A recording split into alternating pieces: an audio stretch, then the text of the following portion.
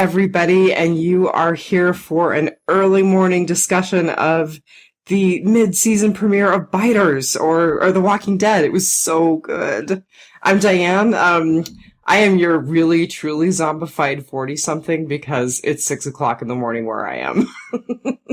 Yeah, hey, this is your zombified 30-something Brian. Valentine's Day kind of ruined my plans on the end, so I had to hit the old DVR button, wake up early, watch it, and it's only 3 hours ahead of your time, so I'm actually been awake for a while now. I'm working on a cup of coffee, so I'll be present and accounted for, but you're definitely more awake than I am.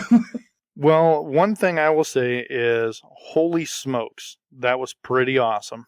I just kept posting over and over again, no spoilers, but oh my god, oh my god, oh my god.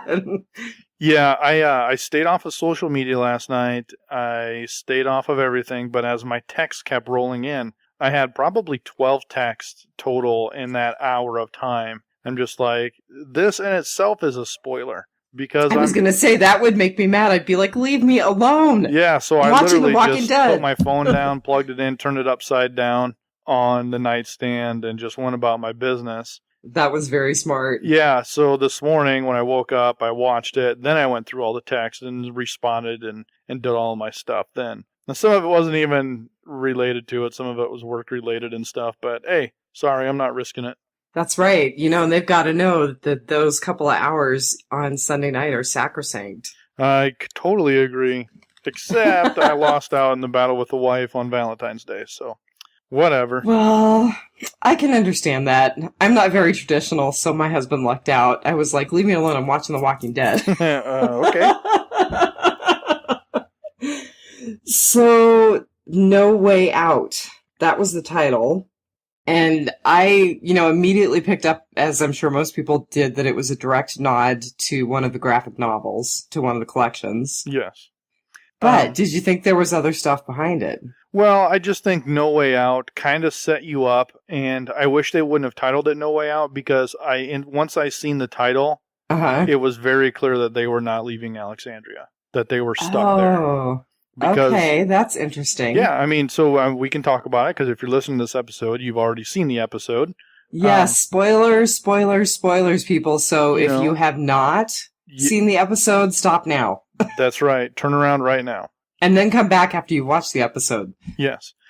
So, when Rick said, hey, we've got to get to the quarry, blah, blah, blah, blah, blah. But it was more, they didn't go there to the quarry, obviously. There was no way out. They couldn't get out because things started to go south pretty quick. But No Way Out referred to every other household that was there. Every other citizen that was there that was holed up in their house with no plan to go anywhere. Nobody had a plan except for Rick. That is exactly what I thought, that it really talked about the fact that no one had a vision for a way out. No one could see a way out. Yeah, they just seen, well, this is it. We're dead. And then we'll get into some stuff later, but do you have anything to open with before we dive right into this big old juicy steak?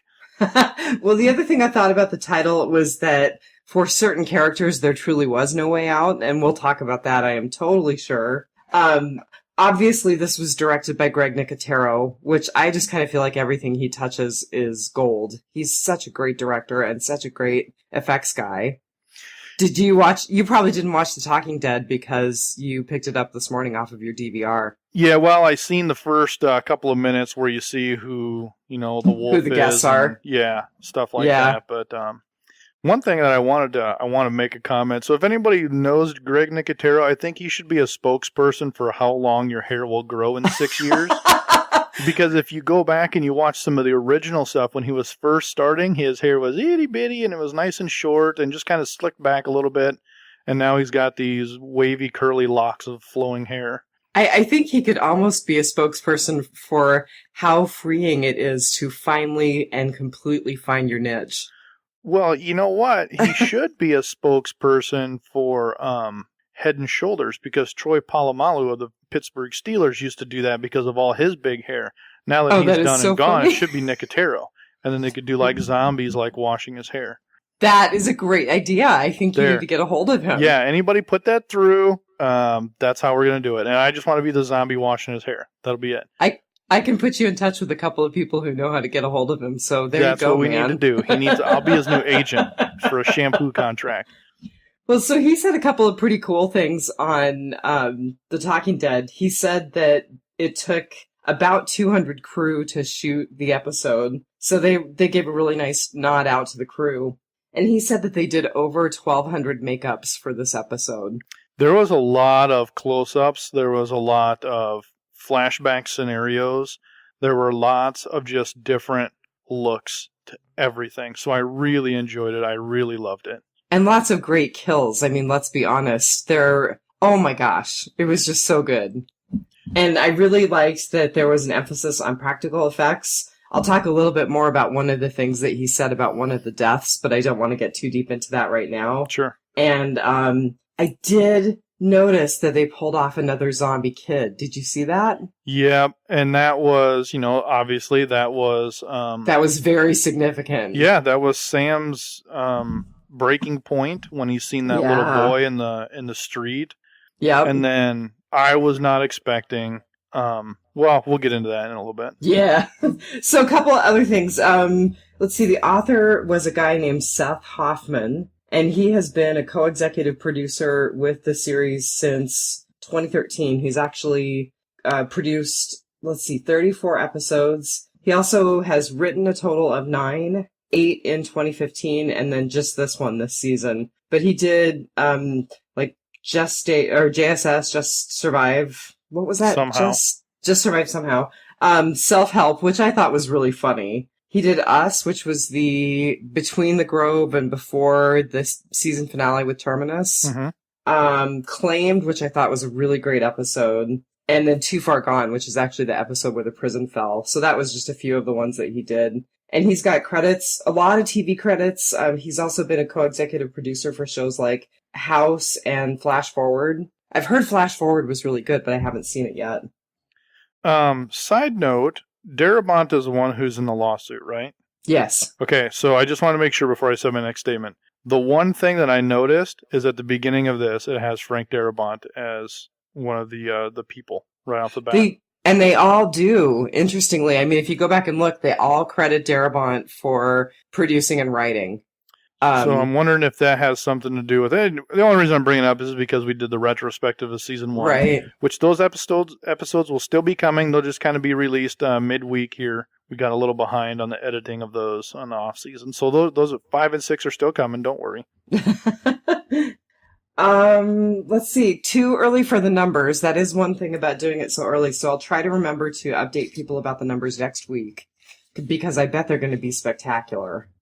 Yeah, I think so. I mean, they got to be pretty big. It was a big deal. I mean, if nothing else, the DVR numbers will be I really was just good. going to say, the Live +3 is going to add huge numbers to this, because I think the word's really going to get out. So, that's the background that I've got.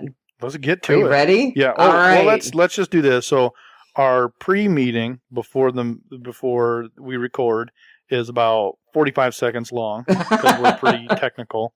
We have agreed to stray from the format, and we will not be doing an epic fail tonight.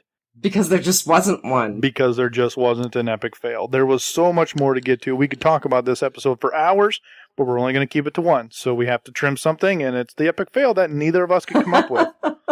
Although I would certainly encourage the listeners that if anyone does have an epic fail, please share it with us, because neither of us saw it. That's right. All right, kick us off with your epic. Okay, so I really have to tell you that I thought my epic was going to be blowing up the motorcycle gang, because the special effect was so good. And I so thought our heroes were completely out of luck, but it was great. Then, oh my God, Ron shot out Carl's eye. Yes, he did. So, I feel like the whole thing was epic in its own way, but my epic really was...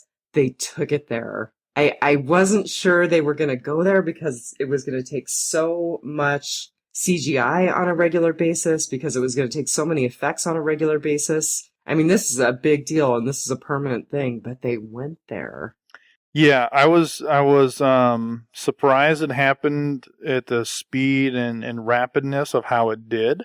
But so our epic kind of goes together. is my epic is the body count, and it kind of goes into the loss of the eye with Sam and Ron and Jesse all just, it was dominoes. Yeah. It was a domino effect, which if you go back to the mid-season finale, it makes it seem as if Ron is yelling for her right off the bat when it really wasn't. That was just an audio dub over to get you to go, oh my God, which then put you on your heels to wondering, when is it going to happen? When is it all going to go south? So when I saw them escape the porch, I was like, oh no, really? They set us up to think that something really horrific was going to happen, and now this? Yeah. So... but boy, they got us. Yeah, they did. I thought that maybe they were going to get out and it was just going to be, they were going to get away with it. But then as we watch the situation deteriorate and Sam sees that little boy in the street. Absolutely. And then it's like, well, that's it. Which then Carol's words come back to haunt him about when she's like, I will tie you up to a tree and they will rip you a eat you while you're still alive. All of that just starts flashing in his head like a nightmare for a kid, and it just keeps going and snowballing. I thought that was such a cool effect. I was so glad they did that, and I'm wondering if Carol is going to have any kind of regret, or if she's going to even realize that that's part of what impacted him. I don't think so. I think that's more for us to see why he panicked, because they're not, she's like, did they make it? No, he got scared, which I'm glad in a way that Jessie died as well, because she would have had so much guilt going forward that she didn't force him to go with Father Gabriel into the church. Yes. And she would have had so much, like if I just would have tried a little bit harder. But watching that go, and I was really surprised that they showed Ron. Yeah. Yes. Or no, Sam. I'm sorry. They showed Sam getting eaten the way he did. So that's one of the things I wanted to say about effects and about Nicotero, because he's just so cool. He said that he wanted to get the emotional moment of this kid actually getting bitten on the head. So they did an effect they've never done before. They did soft teeth on the guy who was the walker who bit his head, and they ran a blood tube through those prosthetic teeth, so that when the guy bit down, you had that squirt of blood coming down Sam's face. Yeah. I mean, what a cool effect. It was super cool. And you gotta wonder, like, did they ask him, like, okay, buddy, here's what we're gonna do. How much are you okay with? Are you scared? Is this gonna give you nightmares? Are you gonna have, night terrors for the rest of your life? Because they're acting kids. They get it. I remember when Lizzie and the other girl, they asked them on The Talking Dead, did you ever get scared? And they were like, no, everyone was really great. We understand it's acting, because when they yell cut, we're joking with the walkers and they're telling us jokes and they're all super cool and stuff, so you wonder how much that kind of stuff comes into play. They actually had a little cameo for both of those boys filmed, not live, on The Talking Dead, and they were both pretty cool. They were both fine with the outcome. Sure. So to watch that, watch those bites and watch that happen, I was just like, wow, I can't believe they actually showed it. Yeah. Just because it's a kid, and it's always that gray area of, do we show this on TV or not? But then to watch Jessie freak out and then scream, and then her starting to get bit, and then you just see that, I call it the Lori Ghost Rick. Yes. Where you see him just unplug the phone, basically. Mm-hmm. He just unplugs the phone, and you're just like, are you kidding me? Here we go. But that's a great expression. That's a perfect way to describe it. Yeah, and then, you see Ron and this whole thing starting to play out, and you're like, okay, Ron's not going to shoot or kill Rick, so what's going to happen? And then you're wondering, why the hell has Michonne not killed this kid yet? He's drawing on them. And then you see the knife come through just as he squeezes the trigger, which pulls it to the right. And you're like, well, cool, he missed. But then you remember you're not hearing from Carl. And then it's, whoa. So not only did they kill Sam, which is kind of a big thing for TV, but then they went there with two other kids. Because, essentially Carl and Ron are both still kids. Yeah, it was really exciting to kind of see play out that whole just ramping up the body count right off the start. Yeah. And here you go. We have completely removed a storyline out of this. We've removed characters out that, they said, hey, people are going to die. We are going to get rid of characters. I think this is just the beginning. Oh, yeah, totally. I mean, there's such a population of people that we have to get rid of at some point. I think you can count probably 20 people. You mean in main cast, or you mean just people who are kind of extraneous? Main cast. Yeah, I mean, I think that there's going to be some serious main cast deaths for the rest of the season as well. So let's count: Rick, Daryl, Glenn, Maggie, Carl. That's 5. Michonne. I was going to say, I hope you're counting because it's so early in the morning. I'm not quite there yet. 1, 2, 3, 4. You got Carl, Abraham, Morgan, Sasha, Tara, Rosita, Eugene, Gabriel. You've got Judith. You've got Aaron. You've got Spencer. You've got Enid. Dr. Denise. And Eric. Plus, there's still Heath. Heath is there. Heath is going to be a big part going forward. I was really glad, actually, to see that they accounted for all of those characters because we were left wondering where they were. They were hiding. Yeah, and most of them were in the infirmary, which was pretty cool. But sorry, I disrupted your count, so how high did you get? 3, 6, 9... Yeah, there's like 22 people. Well, and the other thing is I'm fairly sure we saw the female worker who got attacked that Abraham saved. I can't remember her name. Right, where he's like, can you watch this baby? And she's like, yes. And then did we see Tobin, or is Tobin already dead? I can't remember. I don't even remember who that is.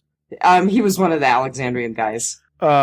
Hey, let's just say he's dead. But yeah, I mean... So we have a lot of red shirts as well. Yeah, I mean, even in the total population, there's still 30, 35 people in the town, and 20 of them have names. So people aren't going to make it through the end of the season. A lot of them, half of the cast is going to die. I think it's going to be a hell of a ride. Well, I thought Glenn was dead, so I thought that was happening. Well, hold on. I did too. We'll save that for the rotting potpourri section. Okay, right on. So it sounds like our epics were pretty close. Do you have anything else you want to add to those? No, that was my epic, was that situation with the body count right there. That was very powerful. So my fail was a super small thing, but we see it over and over, so I wanted to bring it up. Day turned into night so quickly. Yep. Again. Was that yours? That was one of mine. Okay. And so I thought about it a lot. And again, having watched the interview with Nicotero, he was talking about, we were filming in the summer and we had very limited daylight hours. So they did a lot of nighttime filming just because it's hot. Of seasons. Yeah. And you're right. And because it's so hot in Georgia in the summer. I think that, it's also obviously scarier to have big stuff like that happen at night. The fire would not have been so impressive had it not happened at night. But I just wish they would handle the transitions a little more cleanly. Yeah, if they would have done some like at sunset, where they're like standing around that. When they were standing by the bush, by the lake, if that was like sunset there, they just did that little clip of it being in sunset of them. Okay, let's strategize for a second here. We seem to be out of the way. We're kind of hidden by the bushes. Let's strategize. They could even be really obvious and have the sun setting while they're doing that. But they need to clean up that transition just because it's an issue we've seen over and over. So that was my tiny fail. Yes. So I have a tiny fail as well. And which was quickly, fire was put out quickly for me. Is I mentioned this to you in the beginning that in that first 10 minutes, right, I really thought, oh God, this is just going to be a bunch of dialogue. And then everything's going to go south in the last 5 minutes, and then it's going to carry over into next episode. Like, how can you do this to me? Are you kidding me? It was just like a lot of extended draw with the wolf and Denise hiding down in that little cubby, and they spent so much time focusing on people's faces and then breathing in that first 10 minutes. I was just like, they're just killing time to get to an hour. Like, you have got to be kidding me. And then, like I said, it was quickly washed away. So that was my tiny fail. We have to find something. That's it. So that was what I had found, just hunting it down. But again, I was quickly proven wrong as at the 11-minute mark. So we forgot to rate it. So since we don't have an epic fail, why don't we rate it here? Well, I do have one epic fail now that I thought about it. Oh, okay. Go for it. So and then we can tiny rate it. epic fail is more of a nod to next week, but it was a preview. the preview of next week where they're like, next week on The Walking Dead, it had a Chrysler 300 that they were driving. Okay, I'm guessing that car is an anachronism. I'm guessing it didn't exist when Nope. It was manufactured in 2013 or 2014 is when the first Chrysler 300 came out. And I'm like, wait a minute. And I say this because I have a Chrysler 200, and I was looking at the 300, so I know, like, wait a minute, the 300 wasn't manufactured in 2010. I get it. It's a different universe. It's an alternate universe. Chrysler ponied up the cash to put their cars in it. They need to put their new cars in it, obviously. They can't put a 2010 model in there. Right. Totally get it, but I was just like, wait a minute. So anyways. Well, good for you for picking up that continuity error. I would not have seen that. All right, so your rating system is? I think I'm going to say, 9.912 eye sockets full of bone shards. Ooh, yummy.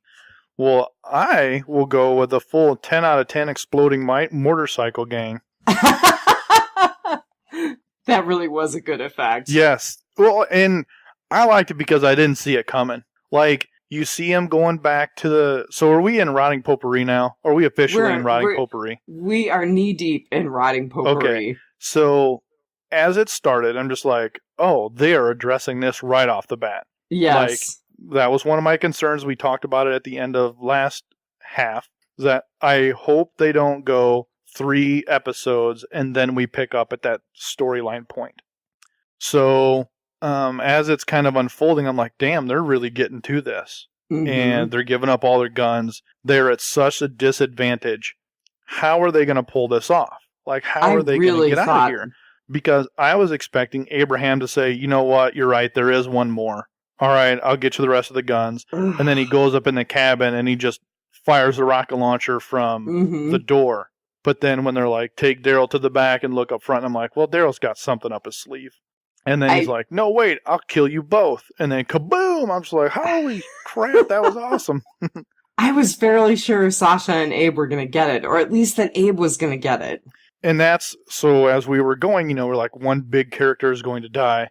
As I'm doing it, I'm like, you know what? He's been on the show for 3 seasons now. He's a guy who just kind of rotates out. Is this his swan song to, we are the saviors. We are Negan's crew. Mm-hmm. You are dead. And this is how it's going to be. But and I have to give props to the guy who played the leader of the motorcycle gang. I didn't look up his name, but he was so good. And his timing during that whole scene was just perfect. I mean, he was kind of perversely comedic. Mm-hmm. It was really, I just loved the way they handled it. Well, he knew he was in a position of power and he could be a smartass and there's nothing they could do. Absolutely. Bite, chew, repeat. Yeah. Don't just nibble on your turd sandwich. Just eat the whole thing. That was awesome. So in my other Rotting Potpourri, which I had a lot because I just kept I did too. Jotting things down. So mine's kind of in chronological as we go through, but Michonne not trusting Father Gabriel when he said, I'll take Judith. And just to watch Michonne's face of like, I don't quite think so. And then when he was walking off, she never lost her eyes on him. She watched him walk all the way through, whereas Rick was turning and looking at other people, counting them, making sure he had everybody. Michonne just did not take her eyes off of Father Gabriel as he walked away. I thought that was pretty powerful of, she's like, are you sure? Can you do this? Is this okay? So I thought that was kind of cool.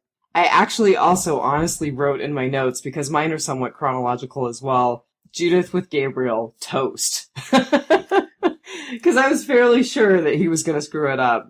Well, I thought maybe it would have been, if he was going to screw it up, I'm like, well, she's under the blood blanket. So if he does die, she will be underneath the blood blanket. So if they see Father Gabriel, they go running over, and she's underneath the blood blanket. And that's where it'll be one more rescue for Judith. It would be another miracle rescue for Judith. Yeah. Interesting. Well, I wrote down the quote that Enid saw painted in the church. Yes. Faith without works is dead. And I think that this becomes so significant later in the episode, because you and I talked quite a bit during the first half of this season about when do the Alexandrians and the survivors merge? When do they really become a unit and stop being us and them. And I think this is it. And I think that seeing all of the Alexandrians rally and come out into the street after Rick kind of lost it, they had faith, but they also had to put their muscle behind it. Yes. So I refer to this as, if I had to rename it, it would be the motivation episode. Because just like that, Rick goes all beast mode. He unplugged the phone when he put Carl down, said save his life, and I thought it was so cool the way he was walking out of the house, and he just kind of pulled the door closed behind him, and boom, it's prison Rick. He's down in the tunnels, and he is going to slaughter everybody. And he just I agree. goes out there kind of rampaging, and then Heath said it to what's his face? He said it to Spencer. Aaron. Oh, Spencer. Yeah. He's like, we got to go out there. And he's like, what? No. And he's like, no, this is it. And it was just like, yep, this is the rallying war cry. You're down 7 points in the fourth quarter, and you need to attack the hill. Like, this is it. If we don't do this now, there's no point in living anymore. There's nothing that they'll save. Yeah. We have to go now. And then everybody started coming out. And then you realize how many people are left in Alexandria who are just frozen in their house, that were all just kind of looking out. And then, like the husband and wife, he kind of looks over to her, and then they come out with their machetes. It was all the people from the machete training course. Yeah. Oh, good point. I didn't realize that. Yeah, that's why everybody had machetes, because it was the machete training course people. And they had all kept, running out in the streets. And I was actually expecting more of them to die off as they were kind of hacking and slashing. Every now and then one would go down, but they would kind of fill in the ranks and just kind of progress. And Rick actually says, I saw what they could do. Mm-hmm. Yeah, and his little motivational speech with Carl. I want to show you a new world, and I never thought they could learn, but I see it. I see the plans that they believe in, and I know it can happen now. That was cool. Even Father Gabriel's little call to action, where he's like, "Hey, can you hold her?" And he's like, "We've been praying for God." I was expecting him to say, like, "There is no more God." Like, I get that now. I realize that now. Like, I thought he was going to say something to that effect, but he's like, "Hey, we've been praying for God to save us, and he has. He's given us the courage to fight for this town." And then he goes walking out, which is very telling, because you got that big guy who's like 6'4" holed up in there, and Gabriel's like, "Hell no, we're doing this now. I hear other people out there. I'm not going to sit in here and watch my parish die." It was really good to see Gabriel finally step up. Yeah, so which he's usually means he's going to die here pretty soon. You're probably right. I mean, he's still not one of my favorite characters, but it was good to see him finally take some responsibility. I agree. It was very cool, very powerful to see that. And then the one part that I thought was really just a gut punch to Eugene, and I think it was also his call to action at that point as well. Yes. Where he was talking to Rosita, and he said, we're going to have to fight our way out of here at some point. And she's like, "Really, Eugene? Really? We?" Mm-hmm. And then she just kind of walked away. And I think at that point he realized, this is it. I am either going to die today, or I am going to get people's respect today. I actually really loved his line where he said, "Nobody gets to clock out today." Yep. And I think that was his coming around point, where I'm either going to die, kind of like Father Gabriel. Like, I am either... Good parallel. Yeah. I am either going to die, or I am going to save the town. They need me. There's no hiding. We're all dead if I don't. So I thought that was very awesome and very powerful. I thought there was a lot of, emotional stake in the ground kind of statements today where, no, this is my stopping point. And I have this saying, and it's really a song lyric. So credit where credit's due. It's a Slipknot song. It's, sometimes you don't always know where you stand until you know that you won't run away. Oh, wow. That's a great line. And that was today here in The Walking Dead for Eugene, for Father Gabriel, that I'm not running away. The stake is in the ground, and we are moving forward right now. So I really dug that. Yeah, it was such a powerful episode on so many levels. I kind of wanted to talk a little bit about Michonne killing Ron and the ramifications of that, because I've got this note that says huge ramifications. But as I'm thinking over it now, there's nobody left who knows that or who really... There's nobody who's going to even have a beef with that. Yeah, nobody's going to have some big, like, oh my god, I can't believe you killed a kid, because anybody who really cared is already dead anyways. Exactly. So I initially thought to myself, oh, this is going to be big. There is going to be ramifications around this. But now I'm thinking, no, not so much. I think it'll be her emotional ramification of her actually having to have killed the kid. But he's 16, right in there, so it's not like she had to kill Sam. Right. She had to kill Ron, so it's kind of different. He drew. I don't think it'll last too much. I think it was just a way of, we're cutting the final string here. They cut the line on that family storyline. However, someone who will be forever impacted is Rick. He thought he had a love again, and he thought he had it all. And when she was getting ripped apart, he kept seeing those flashes of her being all pretty when they first met and everything. Yes. You kind of see that part. So that was kind of cool. And we didn't mention it, but he had to make the decision to chop off her hand. Yeah. Which was big. Well, when it happened, I thought he was going to chop off her hand when she was holding on to Sam.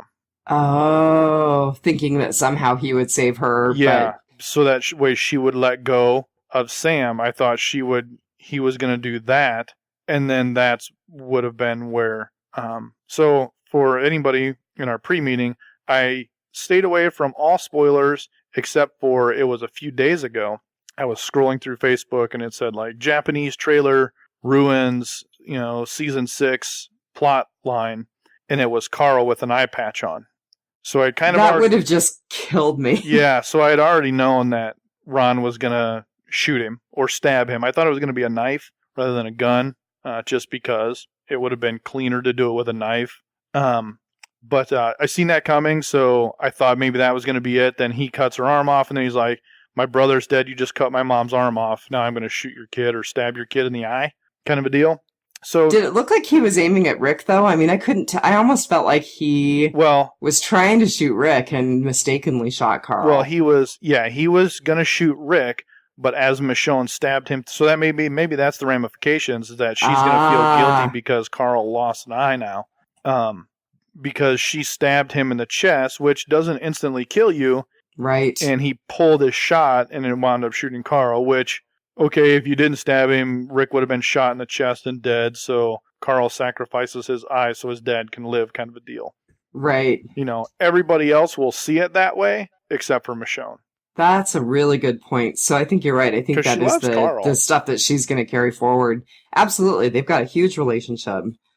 I want to go back to what you said about thinking that Rick was going to cut Jesse's arm to separate her from Sam. Yes. I'm actually really glad that didn't happen, because I just don't think that her character would have overcome it. I don't think their relationship would have overcome it. I think it would have been huge drama, drawn out, and I'm just glad that they didn't go there.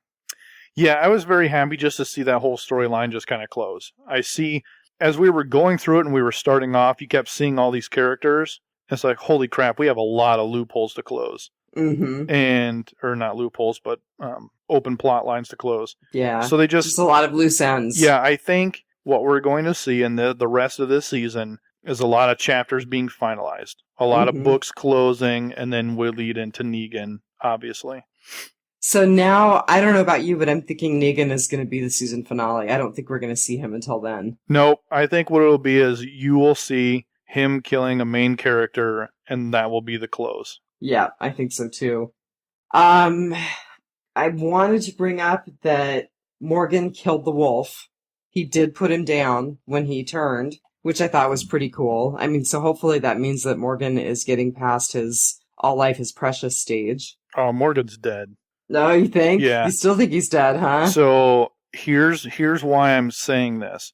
So, when Morgan came to and he's like, where's he? He took her. He's just like, oh my God, I did it again.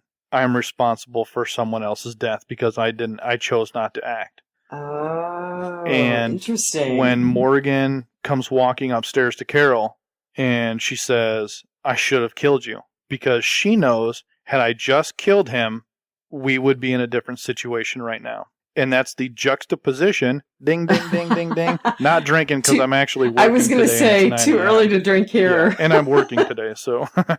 But somebody out there have a drink for us when you're listening to it later. That's right. She kills to save people's lives. Morgan saves people's lives to try and save more lives. That is very astute. I like that. And that's why she said, I should have killed you. And she's just shy of crying when she says it, because she knows that she just lost the doctor and she should have just killed Morgan. How many more people are going to die because of your stupid beliefs that you can change every single person you meet? You know, and I'm thinking back to Karen and David and Carol killing them, and you're absolutely right. I mean, she wasn't killing them out of malice. She was killing them because she thought, if I control the infection, I save everybody else. Mm-hmm. So you're absolutely right about the difference between why they do what they do. Yep. So interesting. I thought that was pretty huge. And then the big key is she goes, I should have killed you when I had the chance. And it was very faint. So if you have it on DVR, go back and watch it. Morgan goes, you can. Oh, I didn't catch that. He says, you can. Interesting. Because so his thing has been, just kill me. Just kill me. Mm-hmm. Release me from this hell. And she says that, and he goes, you can. So that is definitely a setup for something. Yeah, Morgan's done. He's going to die. Significant in the future. Wow. The one thing is Denise didn't die. And the one thing that I thought was awesome is the wolf was going to, which we know now, that wasn't just some random peon wolf. That was the lead wolf. Right. He was the leader of the wolves. And I'm assuming they talked about this in The Talking Dead, but as it was going, he's like, she's like, well, we did act. That's why all your people are dead. And he goes, you're right. We should have watched a little longer, but I got greedy. Mm-hmm. I was like, oh, he's the leader of the wolves. Oh my God, they've had the leader here this whole time. The leader. That actor was super interesting. Totally worth watching The Talking Dead if you haven't. Yeah, that was cool. So listening to him say that, and he's like, no, you've been born with a gift. I can change you. I'll show you the world. I totally thought his I can change you was going to be him killing her. Because remember, he talked about it was their responsibility to change people, and he was talking about killing people, turning them into zombies. Well, I thought since we found out then and there he was a leader, he was going to start to rebuild the wolves. Well, and it's funny that you say that, because Greg Nicotero said on The Talking Dead that he teased Merritt Weaver, who is the girl who plays Dr. Denise, and this wolf, I want to say his name was Samuel Benedict, about having little wolf babies with little W's carved in their heads and, wandering off into the greater world. So it's funny that you say that. So it was neat to see them, like, as they're running and he's saving her and he comes back for her and, she's like, gets him bit and she's like, you came back for me because you changed. And then he sees it like, oh my God, she was right. I came back for her because I changed. And that's kind of the whole. Do you think Carol made the right choice? Yeah, I mean, ultimately, Carol had no idea. Carol just seen the wolf and bam, bam, bam, bam, bam. But I think Denise at that moment was like, oh my God, you just killed somebody who saved my life. And I think that's going to come up later. I still think she made the right choice, though. I mean, even knowing what we know about the wolf trying to save Denise, I think, somebody doesn't change something that big that quickly. Well, I think it's going to be a Morgan infection, so to speak, because she's going to be like, you know what, people can change because he came back to save my life. People can change. And let's hope she is so completely traumatized by what happened to Carl that she just completely lets that go. Which then props to her, like when she sees Carl being carried, and she knew, they're like, oh my God, is the kid bit? And she's like, no, he was not. Let's go. Give me doom, boom, boom, boom, boom. And she was going down doctor mode. Get me this, get me this, get me this, get me this. Like, yeah, she did a great job. She knew he wasn't bit because she knew they wouldn't try and save him if he was bit. So she had that understanding of what was going on and already what was happening. And she just went full on her own kind of beast mode. And took care of business and then ultimately saves Carl's life. So I just want to say, because I think we're getting somewhat close to wrapping up, I loved Abe's little as he was gunning down walkers. Yes. That was really great. And I want to say that we finally got our satisfaction with the rocket launcher, with the fuel tank. Yeah, so ultimately a bold prediction from about, 2 months ago finally came to fruition that they would drive in, use the rocket launcher to blow up the truck and create a big fire and all the walkers walk into it. Justified. The only question I have is, so I was watching the walkers kind of sink into the lake, bloop, bloop, bloop, and I thought, okay, are those walkers really done? Well, yeah, you would think they would just kind of float. Well, I think it's just they got them all off of the town, and I would assume they're just going to keep killing them for like the next week or so. But one thing I did know is that Greg Nicotero did mention that there's going to be a time jump forward. Oh, I missed that. Yeah. Cool. He talked about that in an interview last week, that there is going to be a time jump. Remember how I like at the farm, where it's like you leave them and then you come back and they've got pigs and stuff. They've domesticated some animals and stuff like that. It's going to be like that with them cleaning up the streets and stuff, I think. I don't think we're going to see... It'll vault ahead like a week or two. That was a pretty impressive body count, though, man. Yeah, that was cool. One thing I did want to mention before we log off here is when, she's... Glenn and Enid are sharing that moment, and she's like, who are those people for you? Because he's like, when you run, that's when you change. Kind of like my saying, you don't always know where you stand until you know that you're not going to run. And she kind of goes into, who are those people for you then? If you're talking about, when you change, that's you lose those people, those memories, then they really do die. And he's like, my parents, Dale, a man named Dale, a man named Tyrese, a man named T-Dog, Maggie's father. He gave nice props to old characters. I wrote that down too. I thought that was cool. Yeah, so, he kind of went through and talked about those things, and it's like, this is why he hasn't killed somebody, because all of the people he's mentioning were that soft-hearted, caring nature about always doing the right thing no matter what, and not having to get your hands dirty if you don't have to. You're right. So who did he mention? He mentioned Dale, Tyrese. I think Andrea was one of the mentions. I've got to go back and look at my notes. Herschel. Let's see. Dale, Herschel, Andrea, and Tyrese, and then his parents.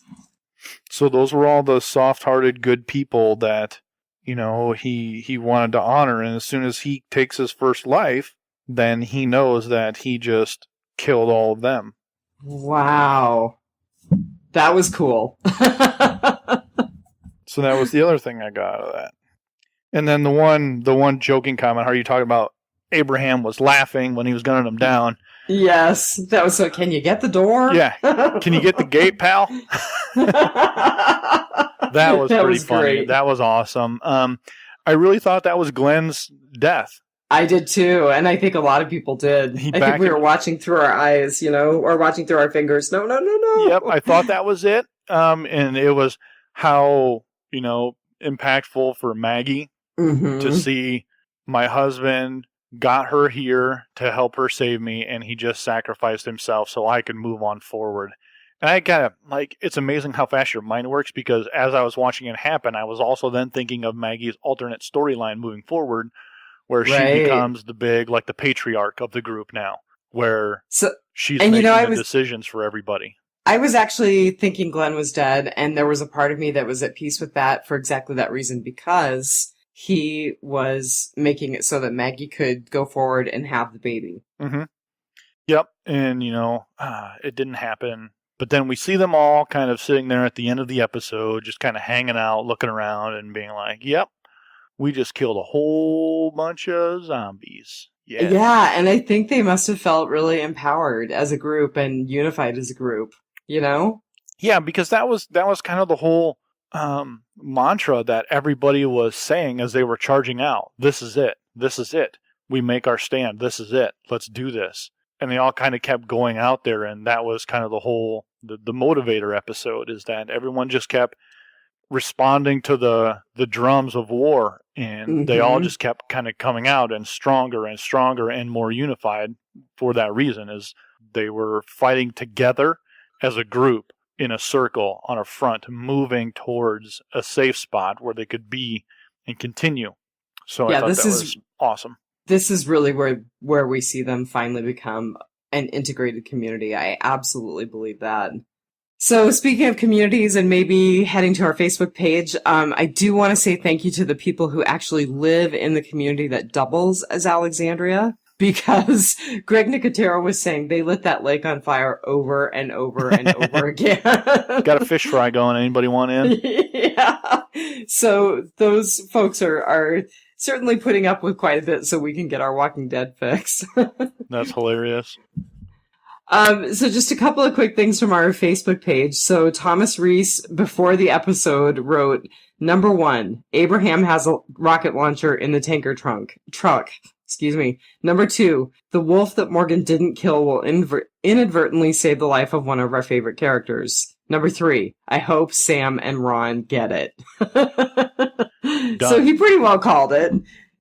Yeah, it was a great episode. I really dug it. It just had a lot of good feelings, good emotional impacts, but also paired with the action to go. Because a lot of times we see a lot of action, but a lot of not of, what do you want to say?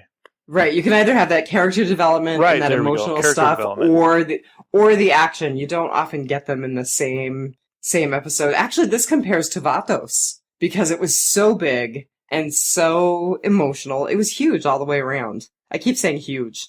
It was huge! Yeah, it was just great, and I really, really enjoyed it.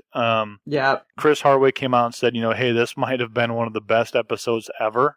I agree. And I genuinely agree with that. I really don't. I like to go off the beaten path, be it in TV shows or even in music albums. I usually like the B-side to albums rather than, the first 5 songs that are the singles and stuff. Mm-hmm. And I really will go with the mainstream on this. I mean, it really did. It really had a lot of stuff. Now, did they use all of the fuel from the tanker truck, or were they smart enough to say, hey, wait a minute, let's just hold this one? I don't know. That's a good question. Because fuel obviously is one of the most precious commodities here. I just thought, as it was going on, why didn't they just light a house on fire? That would have been a great idea, too. Just a house. I think they were looking for containment, and I think they felt like the lake was containment. But you're absolutely right. A house would have served the same kind of purpose, and it would have taken less fuel to get it up and running. But I guess you start the house on fire, then you get flaming zombies walking around, lighting everything else on fire, I guess. So you don't have quite the level of containment. That's true. That's very true. Well, what a great start to the second half of season 6. Absolutely. I look forward to everyone's comments and what we thought and what you picked out. Let us know what you think. Any bold predictions heading into the next 2 or 3 episodes, let's say. Are you going to shoot out some bold predictions? Because I've got a couple. Yeah, fire them off. Let's hear it. So I'm fairly sure we're going to lose both Abraham and Daryl this season. Yeah, Daryl is dead for sure. I will bet my podcasting career on that. Daryl is dead this season. Because I'm not gonna hold you to that if it doesn't happen. Yeah. No, it is. The writing's on the wall. I'm not going to go into why or how, but just look around. He's dead. He is dead this season. I think so too. What are your bold predictions? I'm going to get very specific and say that we will lose. We're going to lose. I think they're going to hold Glenn till the end. Yeah. Glenn will suffer Lucille's end. Because now this is twice Glenn has screwed us from his death. Twice. They are saving him for Lucille. And I think that's it. Boom, here it is. They're dead. See, I'm one of those people who thinks that's actually going to be Daryl. So it will be interesting to see how that comes to pass. I see Daryl going in a sacrifice.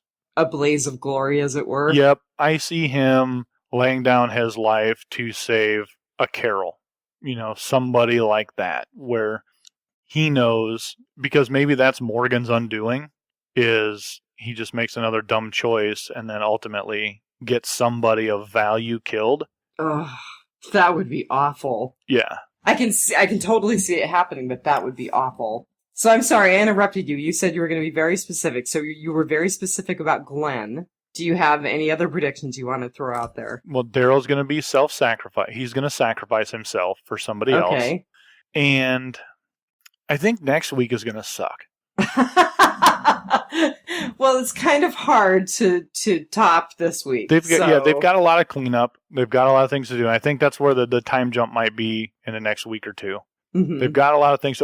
I'll say this. One thing that I was really surprised we didn't see was Walker Deanna. My husband brought that up, and I said, well, who knows? Did she really turn? I guess she did. Yeah, she got killed. I mean, she went out in a blaze of glory. Did we count all of her bullets? Did she use all of her bullets? Yeah, she shot them all, and then she just screamed at the walkers that were coming down the aisle. So my thought is, they're obviously going to do a complete full sweep of Alexandria. Mm-hmm. As they're going to rebuild the wall. They're going to do a full sweep of everything. I'm wondering, here'll be a bold prediction. Spencer dies at the hands of his mother. Oh. Yeah, I do think Spencer's going to die, so that would be a really interesting twist. That'll be it. All right. Well, I probably need to go get ready for work, and you probably need to go back to work. Yeah, I need to go back to work. All right, everybody. Let's all take it one dead day at a time. We're Closer. It's terrible. We're getting better. That's the epic fail for today. Oh, that's terrible. Whee! Bye, everybody. All right. You have a good one.